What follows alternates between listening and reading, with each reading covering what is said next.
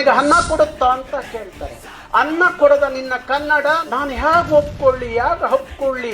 ಯಾವ ಭಾಷೆ ಆದ್ರೆ ಏನಂತೆ, ಯಾರ ಸಂಸ್ಕೃತಿ ಆದ್ರೇನಂತೆ, ನನಗೆ ಯಾವುದು ಅನ್ನ ಕೊಡುತ್ತೋ ಅದನ್ನು ಒಪ್ಕೋತೀನಿ, ಅದನ್ನು ಒಪ್ಕೋತೀನಿ ಅನ್ನೋ ಕಾಲಘಟ್ಟದಲ್ಲಿ ನಾವೇನಾದ್ರೂ ರಣ ಹೇಡಿಗಳ ಥರ ವರ್ತಿಸಿ ನಮ್ಮ ವಯಸ್ಸಾಯಿತು, ಆಯಸ್ಸು ಮುಗೀತು ಅಂತ ಹೇಳಿ ಏನಾದರೂ ನಮ್ಮ ಬರುವ ಪೀಳಿಗೆಗೆ ಸರಿಯಾಗಿ ಬೇಸ್ಮೆಂಟ್ ಹಾಕ್ತಾ ಹೋದ್ರೆ, ತಳಪಾಯ ಸರಿಯಾಗಿ ಆಗ್ತೇ ಹೋದ್ರೆ ಆವತ್ತಿನ ಹಿಂದೆ ಬರುವ ಮಕ್ಕಳು ಇದೇ ನೆಲದಲ್ಲಿ ಕೊರಗ್ತಾರೆ, ಸೊರಗ್ತಾರೆ.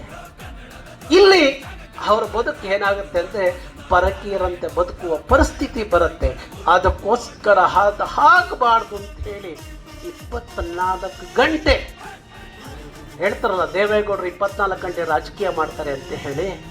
ಬಹುಶಃ ಯಾರಿಗೆ ಗೊತ್ತಿದೆ ಇಲ್ಲೂ ಗೊತ್ತಿಲ್ಲ, ನನ್ನ ಮಿಡಿತ 24 ಗಂಟೆ ಕನ್ನಡ ಕನ್ನಡ ಕನ್ನಡ ಅನ್ನೋದು.